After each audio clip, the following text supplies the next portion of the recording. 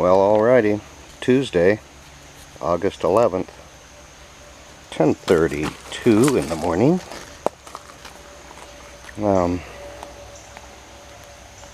We are going to dig. I'm not quite sure where yet. Back in there was interesting. Back in there was interesting. Back in there was burnt, but interesting. So it should be an interesting day of digging. Anyway, I may only be here for a couple of hours. If that long. It rained pretty hard yesterday, so the ground may be totally saturated.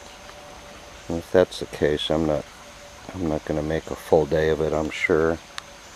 For me, a full day down here is 3 hours or more. So we'll see. See what happens.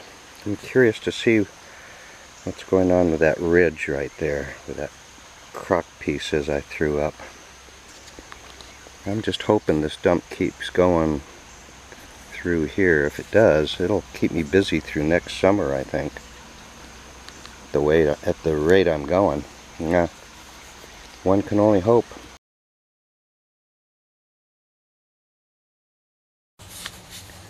Well, in exactly 20 minutes, I have wiggled loose what looks like a Hainer distillery.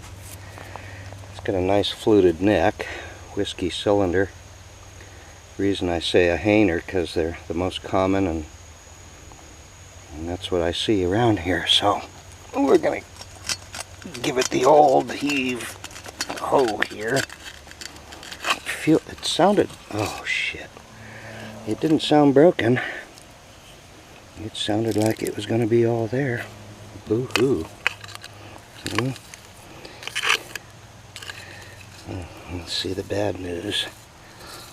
I don't feel any embossing on it. Huh. A big fluted necked nothing. Might as well come out broken, I guess. Yep, that's my feeling.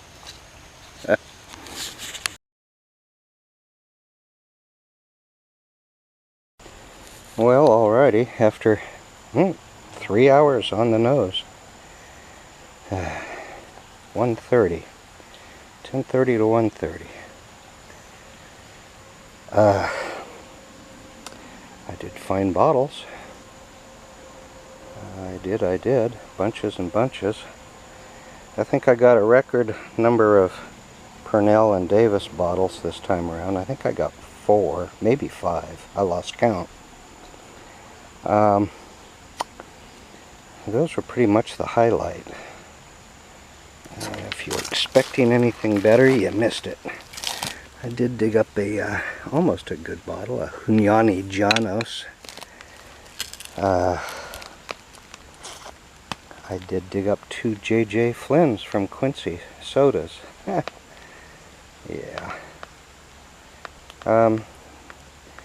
Other than the Parnell and Davis, I did dig up another Easy metal polish. Oh, and I also dug up a normal Martin and Martin blacking bottle, and a couple of oddballs. Mostly unembossed stuff. I think I got a pharmacy from St. Louis. Well, that's one of the Parnells. This is the one from St. Louis. I think that's what it says. So and so St. Louis. Beats the hell out of me. Even with this magnified, I have Hearn or something like that. St. Louis. I'm assuming it's a pharmacy bottle. Could be a perfume. It's probably in the book for $5. Everything from St. Louis is cheap, unless it's Ponald. Damn near has to be early 70s or older to be valuable from St. Louis. So anyway, that's the story. We're going to pack it in and get the hell out of here. and come back on a sunnier day, because this has just been slinging mud for the most part. Yeah, not a ton of fun on that end, but hey, I got more than I expected, so I'm always happy with that. Yeah.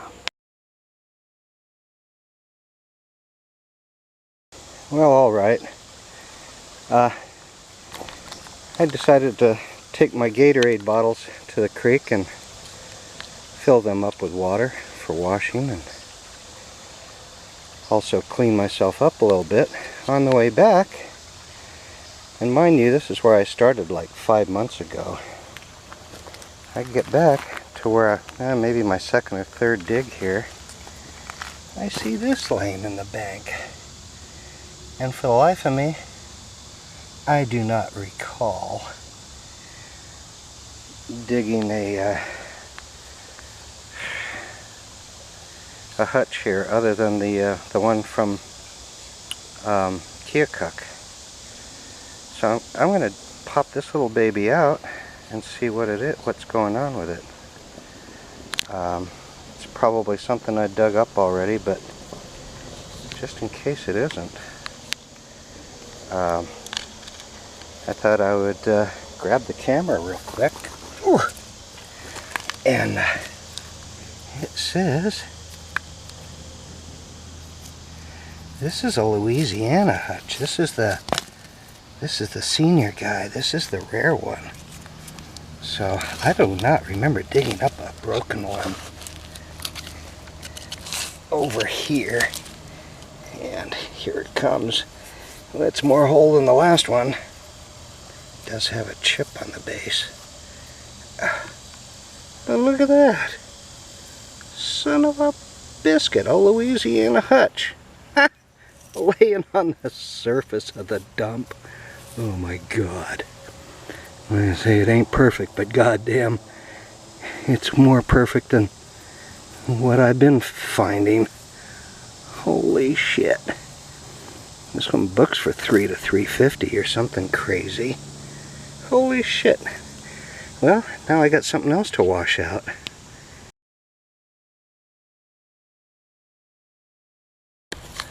Okay, boys and girls, it's whole. Unfortunately, where that chip is, radiates a crack across the base and back up the, you can see it there.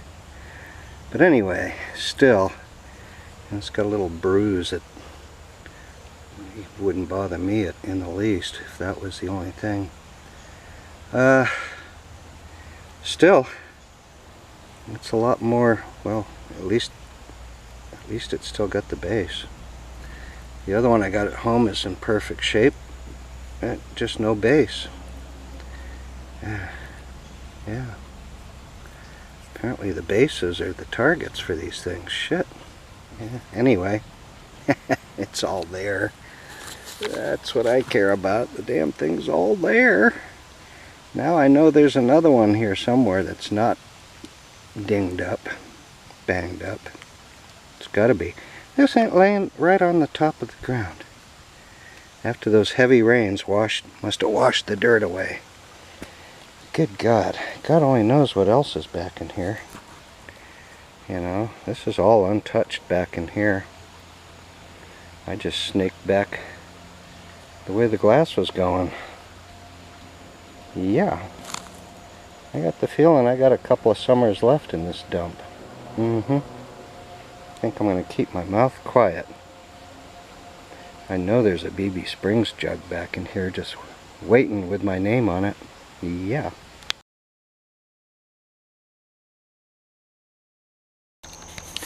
Well, okay, once again at my favorite dump, Bowling Green. It is Tuesday, August 18th, 10:30 in the morning. And yeah, I had pretty good luck last time back, mainly back there underneath that big rock.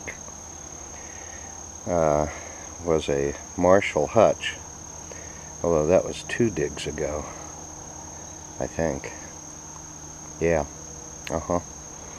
Last dig back where my plastic trash bag is, about 3 feet away from that, laying on the top of the ground was a Frank Baum Senior Hutch soda from Louisiana. Sadly, it had a chip with a crack coming from the chip.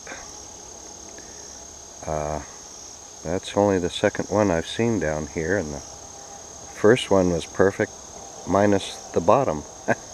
The bottom was knocked out. So we are here to find the elusive perfect Frank Baum,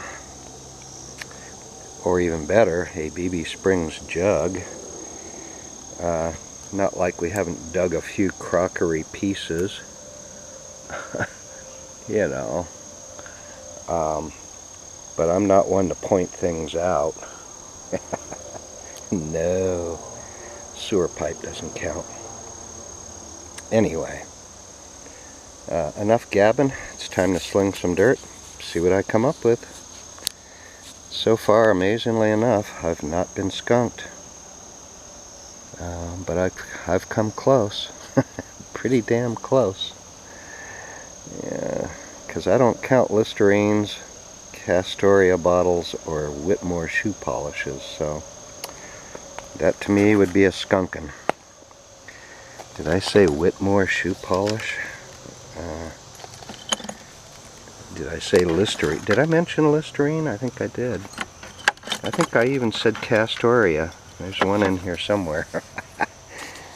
All going to the museum for a good cause, yes.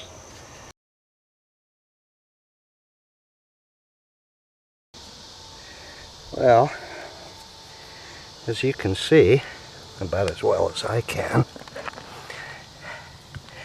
here's the shoulder on this bad boy. I don't know if it's a Hutch or not, but it sure looks the size and the shape. And I'm thinking, if this is a Louisiana Hutch, I'm out of here. I'm done for the day. I haven't been here that long, but should have started out with a bang. And boy, did it slow down quick. This is the first bottle I've dug in an hour. It looks like, oh, look at that. It's full of juice. You can see the juice moving on the inside. And it is a Hutch. I don't think it's a Louisiana one. It seems too tall for that.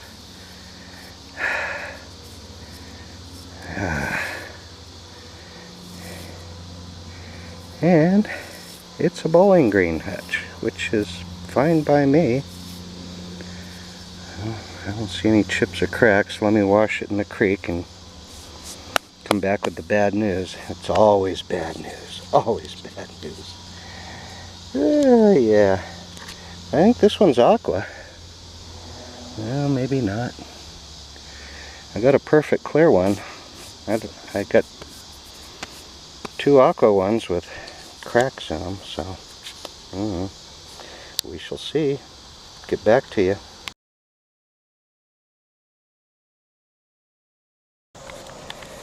Well, fresh out of the hole, or out of the creek, more accurately. Looks like a clear one. And it looks absolutely perfect. And not only that, but other than some real minor haze, and I think this part will wash out, this thing's super clean. I'm super happy with this. This will likely replace the whole one I have. Almost all of them come out real hazy and etched. So, yeah. I.R. Stevens Mineral Water Soda, Bowling Green, Missouri. I love them. Could dig them all day long. Funny enough, this is the 3rd consecutive Hutch out of 3 consecutive digs. And each one is from a different town. Yeah. 3 different Hutches from 3 different towns. And this one came out like You know, 3 feet away from where the one from Louisiana came out. So I'm thrilled to death. Now it's time for a break. Oh.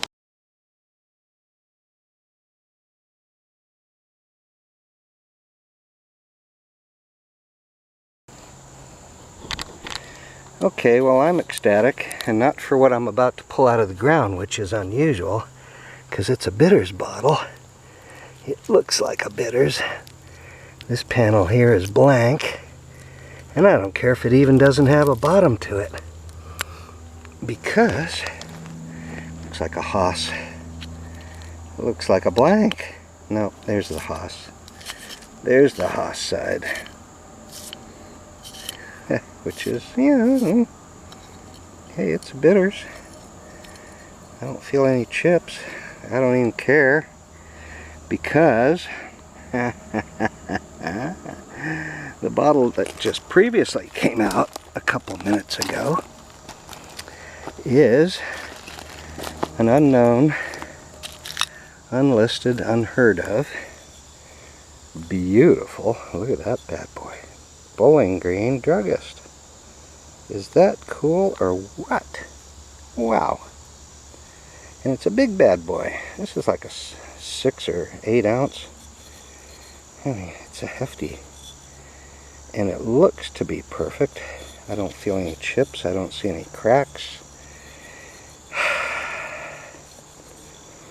And, you know, even if it does, criminy, look at that. There's one for Johnny's book. Yeah. Hey Johnny, I got one for you. At least for your book. After I'm dead, you can have it. Which, by the way, I'm going could be any day. Eee. Anyway, I've been here 3 hours. I think that's enough. Actually 4. It's 2:30, not 1:30. Been here since 10:30. Yeah, 4 hours. That's enough. Smattering of other things, but nothing woohoo, except for a perfect hutch, which is always woohoo. Anyway, I'm going to give it like 2 more minutes, see if I pull out another unheard of Bowling Green Druggist. I knew there had to be another drugstore in Boston. I knew it. There were 4 at one time on one map, on one Sanborn map. So,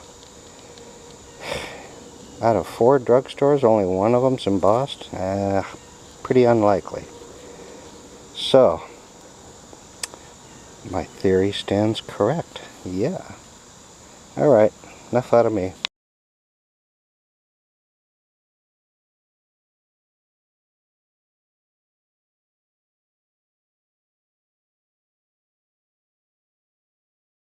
Well, this dig kind of jumped out at me, realizing the only ones I kept were all local bottles, except for the Paisos.